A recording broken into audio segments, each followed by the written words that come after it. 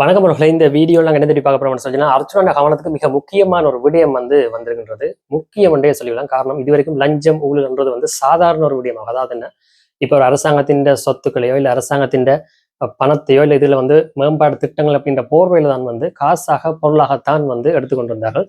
குறிப்பாக ஜாலா இருக்கட்டும், இல்லை வடக்கு பிராந்தியமோ வடகிழக்கு பிராந்தியமாயும் இருந்து கொள்ளலாம். இப்படிலாம் இருக்கு, இதுதான் ஊழல் அப்படின்னு சொல்லி மக்கள் நினைச்சு கொண்டிருக்கீங்க.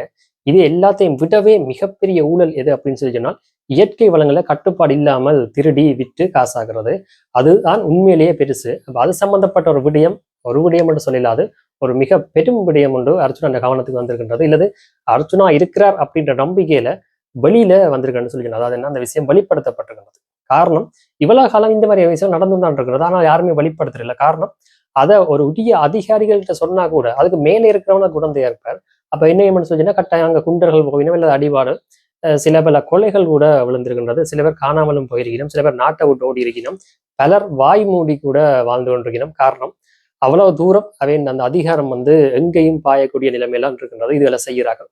அப்படிலாம் இருக்கேக்க மண், முக்கியமாக மண், அடுத்தது மரம், இந்த ரெண்டும் வன்னி பெருநில பரப்பில் மிகப்பெரிய அளவில் போருக்கு பிற்பட்ட காலத்துல எடுத்து, அதாவது பணத்தை மட்டும் குறிக்கோளாக செயல்படுற தமிழாக்களை சேர்ந்த கும்பல்களால், அதுக்கு அதிகாரிகள் இருக்கலாம், வேற பலதரப்பட்ட ஆக்கள் வணிக ஆக்கள் இருக்கலாம், சாதாரண மக்கள் வேலை செய்கிற வரைக்கும் எல்லாரும் சேர்ந்து இதை செய்து கொண்டிருக்கணும்.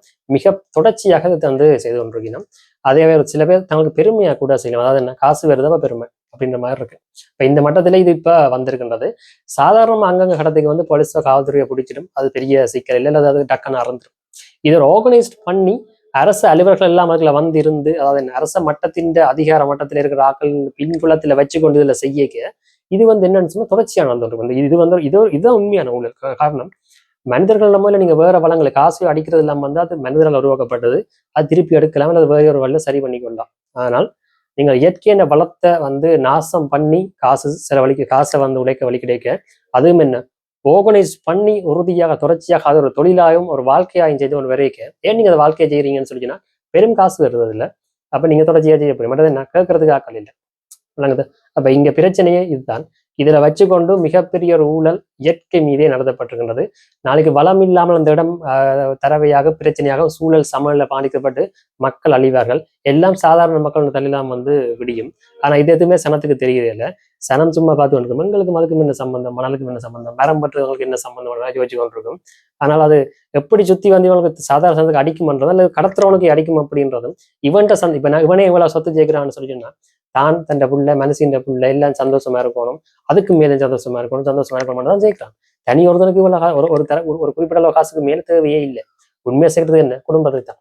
இது இந்த தலைமுறை அடுத்தடுத்து வாழணும்டா இயற்கை முதல் இருக்கணும். அந்த அடிப்படை அறிவில்லாமல் செய்யற ஆக்களை என்ன செய்யலாம்னு எங்களுக்கு தெரியல.